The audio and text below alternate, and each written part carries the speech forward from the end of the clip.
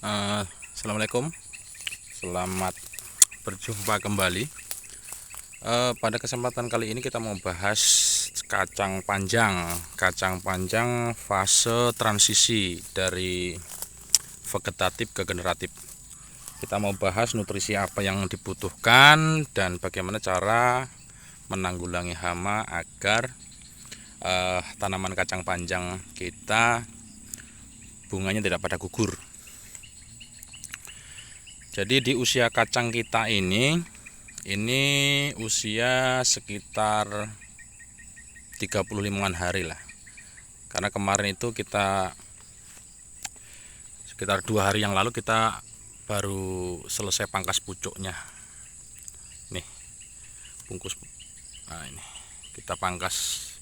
Ini yang belum kita pangkas, ini kita pangkas. Nah, kita ambil. Nah, fungsinya pemangkasan pucuk ini untuk memaksimalkan buah cabang. Karena kacang panjang itu yang banyak buangannya, banyak bakal buahnya itu di cabang, bukan di batang induknya. Jadi makanya kita lakukan pemangkasan agar nutrisinya itu terserap sempurna di dalam percabangan. Momen waktu yang tepat untuk pemangkasan itu biasanya kalau di usia itu di kisaran di 28 sampai 33 harian lah, itu maksimalnya. Cuman kalau indikatornya kita bisa lihat, kita bisa sesuaikan dengan tinggi lanjarannya. Jadi kalau misalkan udah sampai di ujung lanjaran ini, udah sampai di kawatnya ini, kita mulai potong pucuknya. Nah, untuk nutrisi yang diperlukan agar pembungaan itu sempurna dan tidak terjadi rontok, itu biasanya kita pakai MKP. Kita spray MKP dosis 4 sampai 5 sendok per tangki, ditambah dengan kalsium dengan dosis 2 sendok per tangki. Jadi kalau untuk kecukupan nutrisinya, kita dari spraynya kita ambil dosis tersebut MKP 4 sampai 5 sendok per tangki ditambah dengan kalsium sekitar 2 sendok per tangki. Nah, untuk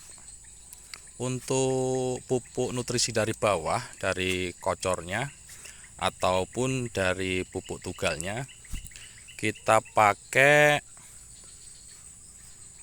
fosfat sama KCl.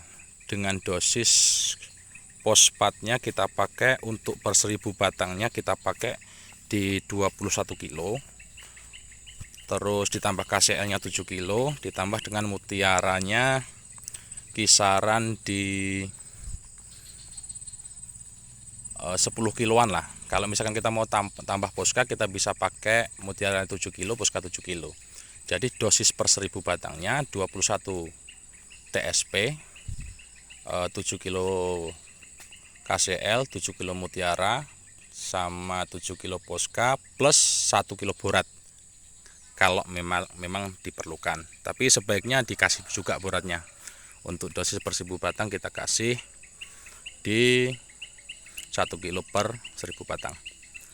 Kita sistemnya tugal, kita tajuk ke pokok-pokok di bawah-bawahnya itu. Nah, terus untuk masalah hama, ini yang sering digagal pahami oleh sahabat-sahabat tani kita itu masalah penyebab bunga kacang panjang itu pada rontok. Jadi biasanya indikasinya kalau misal ada serangan ulat menyerang ini, maksudku ada ulat kok sampai makan buah kacangnya, masuk ke dalam buah kacangnya, itu indikasi bahwa pembungaan di awal itu banyak yang gugur. Karena siklus ulatnya itu dia itu bertelurnya di dalam bunga itu gitu loh. Bertelur di bunga, netes di bunga, makan bunga gugur.